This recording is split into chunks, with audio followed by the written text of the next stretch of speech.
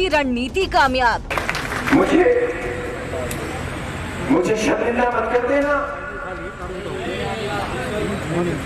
मेरे मुंह पर काला न लगा देना। पूरा होगा बीजेपी की जीत का ख्वाब। मेरे हिसाब से तो एक तरफा जीत है और मैं समझता हूँ 3 लाख वोटों से हम लोग जीत रहे हैं। आजम के गढ़ में एसपी की जीत तय। अल्लाह ताला ने अब तक जिस तरह साबित कदम रखा है, आइंदा भी मेरे साथ यही सूरत हाल रहे। या रामपुर होगा भगवामय। पहले भी सांसद यहाँ पर आजम भाई थे, 3 साल उन्होंने भी सांसदी की, लेकिन मैं समझता हूँ विपक्ष में रहकर कोई आदमी नहीं कर सकता। रामपुर का चुनावी रण।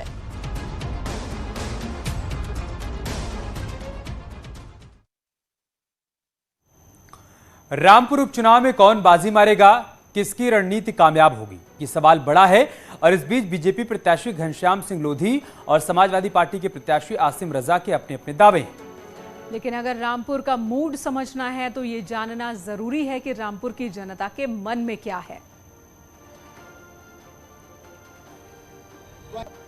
मुद्दे इसके सही हैं, पहले से बहुत सही हैं और सरकार ने जो काम किए हैं वो अच्छे किए हैं। राशन महीने में 2 बार फ्री दिया है, चने दिए हैं और तेल घी दिया है और गैस कनेक्शन दिए हैं और जो ये ज़मीन पे जो पैसे आते हैं ये भी दिए हैं। किसानों को बहुत फायदे दिए हैं, गरीब जनता को ज़्यादा फायदा मिला है। सांसद कैसा चाहिए आपको?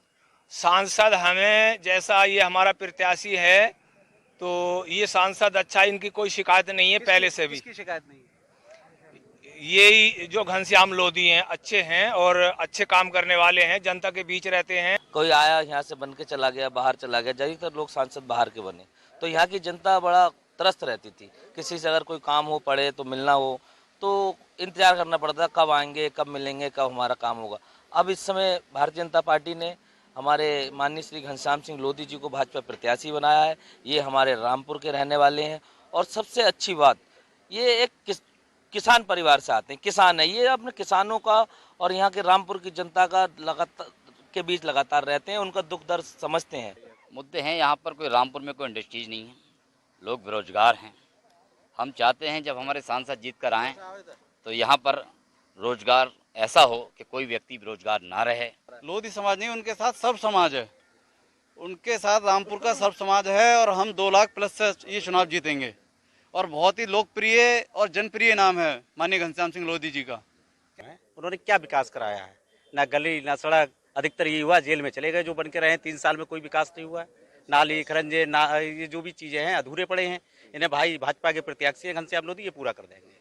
और सभी क्या नाम है आपका? इकरार हुसैन इकरार भाई, कैसा प्रत्याशी आपको चाहिए और क्या मुद्दे हैं आपके? प्रत्याशी तो उन्होंने अपने प्रतिनिधि लड़ा रहे हैं, उस पर क्या वोट आ रहे हैं? वोट तो सब एक तरफा पड़ेगा घनश्याम लोधी जी। एक तरफा पड़ेगा। मुस्लिम वोट इतना मिलेगा आपके चुनाव मुद्दा। अरे सबसे ज्यादा विकास करते हैं, ये तो MLC रह चुके हैं ना, विकास करते हैं और ज्यादा करेंगे।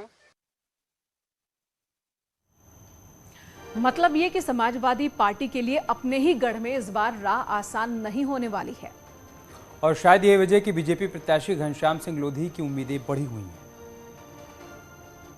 जनता के बीच जा रहा है, जनता के बीच क्या मुद्दे लेके जा रहे हैं? क्या जनता के स्थानीय मुद्दे हैं या देखा जाए कुछ देश के जो मुद्दे चल रहे हैं उससे वो ही मुद्दे हैं? क्या कहना चाहेंगे? नहीं, जनता के ये विकास को संबंधित है और विकास हमारे योगी जी और नरेंद्र मोदी जी कर रहे हैं देश का। और मैं समझता हूं हमारे यहाँ से मंत्री जी हैं बलदेव औलख जी, उन्होंने भी बहुत सारे विकास की समस्या हल की हैं। सड़क बनवाई हैं, पुल बनवाए हैं, पुलियाँ बनवाई हैं, बहुत सारे काम किए हैं। लगभग कितने गांव आप पूरे दिन में प्रचार कर लेते हैं? क्या जनता का कैसा सहयोग आपको मिल रहा है?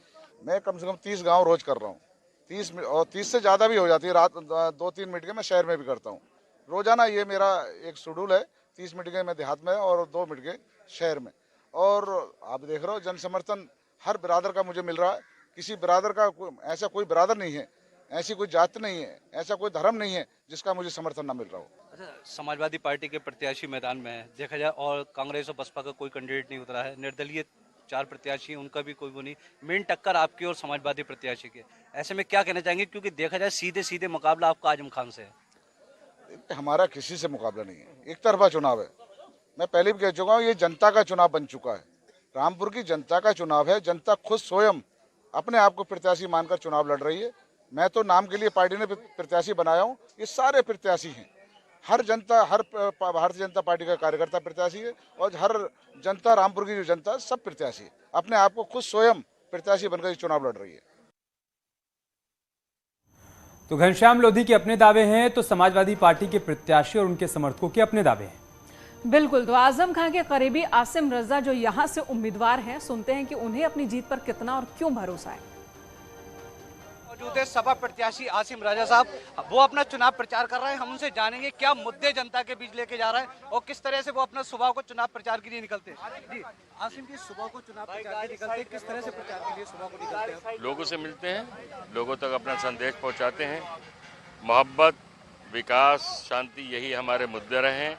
आजम खान साहब की राजनीति के यही मुद्दे हैं 40-45 साल से, वो मुद्दे आज भी हैं। लोगों ने साथ दिया है, कल भी दिया है, आज भी लोग हमारे साथ हैं।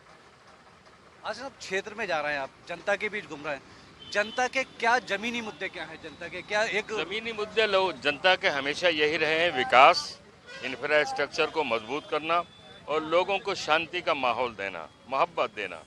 आजम खान ने यही किया है 40 साल से और आगे भी यही होगा। इसीलिए लोग 40 साल से आजम खान साहब के साथ हैं। 10 बार वो विधायक हैं, 10वीं बार। आगे भी उनको ऐसा ही प्यार मोहब्बत लोग देते हैं और देते रहेंगे। जनता के बीच जा रहा है तो जनता का कैसा समर्थन मिल रहा है? जनता का अपार समर्थन है। जनता चूँकि आजम खान को चाहती है, पूरे रामपुर की जनता, बहुत समर्थन है, बहुत दुआएं, बहुत मोहब्बतें हैं, बहुत अच्छा। ये थे हमारे साथ आसिम राजा जी, जिनका ये कहना है कि जनता का हमें समर्थन पूरी तरह से मिल रहा है। रामपुर चुनाव में आजम खान की साख दांव पर है, लिहाजा आजम खान के साथ साथ अब्दुल्ला आजम भी प्रचार कर रहे हैं। उनका क्या कुछ कहना है समाजवादी पार्टी के प्रत्याशी की जीत को लेकर, उनके दावों को लेकर, वो भी सुनिए। अब्दुल्ला आजम साहब भी मौजूद हैं, जो सपा के स्टार प्रचारक है। हम उनसे जानेंगे कि वो किस तरह से चुनाव प्रचार कर रहा है और क्या मुद्दे हैं। अब्दुल्ला साहब, चुनाव प्रचार कर रहा है, क्या क्या है? लोगों का साथ मिल रहा है, साथ और मिलेगा। जैसे रामपुर वालों ने पहले हमेशा इज्जत रखी है, वैसे इस बार भी इज्जत रखेंगे। अच्छा, इस तरह से देखा जाए जो यहाँ के मुद्दे हैं, क्या जमीनी मुद्दे रहेंगे या देश के जो मुद्दे चल रहे हैं इस समय, जैसे आप जो जिस समय माहौल चल रहा है उसको लेके क्या कहेंगे? देखिए, लोग कोई भी नफरत, गुस्से को पसंद नहीं करता। लोग अमन, मोहब्बत, प्यार चाहते हैं। और ये उपचुनाव, क्योंकि देश की सबसे बड़ी जनता की अदालत में अपनी आवाज़ भेजने का चुनाव है, तो लोग अपनी एक ऐसी आवाज़ पार्लियामेंट में भेजेंगे जो उनके मुद्दे उठा सके। अच्छा, इस समय देखा जाए जो माहौल देश का चल रहा है उसको लेके क्या करेंगे? जिस तरह से देखा कई जगह दंगे भी हुए, उसको लेके जो बुलडोजर की कार्रवाई चल रही है। देखिए, दंगे, मैं ये मानता हूँ कि प्रोटेस्ट पहले भी होते थे जुमे की नमाज के बाद, लेकिन अगर जहाँ तक पत्थरबाजी का सवाल आया तो कौन वो 2-4-5 लोग हैं जो उस भीड़ में घुसकर वो सब माहौल ख़राब कर रहे हैं, हरकतें कर रहे हैं। मेरे ख्याल से इंटेलिजेंस को ये चीज़ें पता करनी चाहिए। और एक जो दूसरी चलन चला है, जिस तरीके के वीडियो सामने आए कि पुलिस ने बेरहमी से कमरे में बंद करके लड़कों को, देखिए, पुलिस किसी को आरोप FIR कर सकती है, अरेस्ट कर सकती है, चार्जशीट कोर्ट में पेश कर सकती है, लेकिन सजा देने का अधिकार पुलिस को नहीं है। उत्तराखंड विधानसभा का बजट सत्र आज से शुरू हो गया और सत्र के पहले दिन विधानसभा में बजट पेश किया गया। धामी सरकार ने वित्त मंत्री प्रेमचंद अग्रवाल ने 65,571 करोड़ का बजट पेश किया, जिसमें सभी वर्गों को लेकर प्रावधान किए गए हैं। ये दावा सरकार का है। सामाजिक योजनाओं को लेकर करोड़ों का प्रावधान किया गया है, तो इंफ्रास्ट्रक्चर प्रोजेक्ट के लिए भी बजट दिया गया है। साथ ही टूरिज्म, बागवानी, ऑर्गेनिक खेती में राज्य में आय बढ़ाने के लक्ष्य रखे गए हैं। इसके अलावा चुनाव से पहले किए गए वायदों को लेकर भी बजट में स्थान दिया गया है। साल में 3 मुफ्त सिलेंडर योजना के लिए बजट में पैसा अलग किया गया, तो वहीं छात्रों को मुफ्त किताब, दिव्यांग, विधवा और बुजुर्ग पेंशन जैसी सामाजिक स्कीमों के लिए 1500 करोड़ रुपए का प्रावधान किया गया। सरकार ने व्यापारी वर्ग को खुश करने का प्रयास किया। रजिस्टर्ड व्यापारियों को दुर्घटना में मृत्यु होने पर मिलने वाला 5 लाख का बीमा कवर बढ़ाकर 10 लाख करने की घोषणा की गई।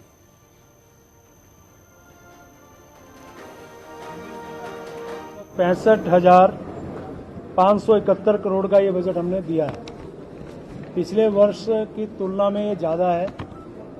और हमने कृषि क्षेत्र को चूँकि एक केंद्र भी माना है और हमारे यहाँ चूँकि गांव और कृषि ये एक ऐसा हमने उसमें प्रावधान किए हैं। कृषि है, उद्यान है, पशुपालन है, दुग्ध है और जितने भी हमारे इस प्रकार के चीज़ें हैं उनको प्राथमिक क्षेत्र मानते हुए हमने स्थानीय उत्पाद जो हैं जैसे मंडुआ है, झंगोरा है, इस प्रकार के जितनी फसल हैं उसके प्रोत्साहन के लिए 7.5 करोड़ का बजट दिया। एक वक्त में कांग्रेस की जगह लेने की जुगत में लगी आम आदमी पार्टी अब अपने प्रदेश में अपने अस्तित्व के लिए लड़ रही है।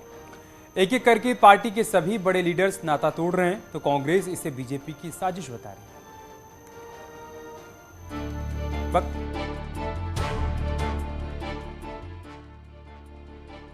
आम आदमी पार्टी के प्रदेश अध्यक्ष रहे दीपक बाली ने मंगलवार को देहरादून में बीजेपी ज्वाइन कर ली। आम आदमी पार्टी में खुद को असहज महसूस करने की बात कहते हुए दीपक बाली ने पार्टी से किनारा किया। वहीं इससे पहले रिटायर्ड कर्नल अजय कोठियाल, भूपेश उपाध्याय, नवीन परिशाली समेत पार्टी के कई बड़े नेताओं ने पार्टी को बड़ा झटका दिया। सीएम पुष्कर सिंह धामी कहते हैं कि ये लहर हिमालय से शुरू हुई है और देश भर में चलेगी।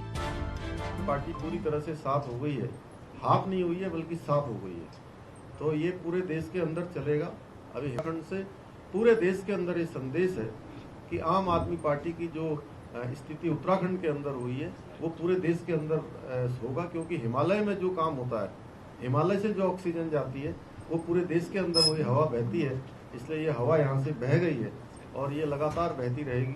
हमने आम आदमी पार्टी के राष्ट्रीय संयोजक अरविंद केजरीवाल जी को जो अपना इस्तीफा भेजा है उसमें मैंने लिखा है कि मैं आम आदमी पार्टी की कार्यप्रणाली के साथ चलने में स्वयं को असहज महसूस कर रहा हूं, इसलिए मैं पार्टी से इस्तीफा दे रहा हूं। तो बात सिर्फ कार्यप्रणाली की है। वहीं आम आदमी पार्टी के यह हालात पार्टी से जुड़े नेताओं को परेशान कर रहे हैं, जबकि कांग्रेस कहती है कि ये सब बीजेपी ही करवा रही है। लोगों को पार्टी ने सबसे ज्यादा सम्मान दिया। अगर वो जाते हैं तो चिंता का विषय है, कार्यकर्ता का तो उत्साह होता है, लेकिन आम आदमी पार्टी का जो इतिहास है, जो लोग हैं जुड़े हुए, वो पार्टी की विचारधारा को समझ करके आए हैं। देखिए, आम आदमी पार्टी बीजेपी की बी टीम है और वो कहीं बाहर नहीं जा रहे, घर से घर में जा रहे हैं। बीजेपी ने आम आदमी पार्टी को उत्तराखंड में लड़ाया है इसीलिए कि जो कांग्रेस का वोट शेयर है वो कटे। अब वजह चाहे जो भी हो, लेकिन इतना जरूर है कि आपकी गाड़ी उत्तराखंड में हिचकोले खा रही है और फिलहाल उसका संभलना भी मुश्किल लग रहा है। न्यूज़ 18 के लिए देहरादून से भारती सकलानी उनियाल की रिपोर्ट।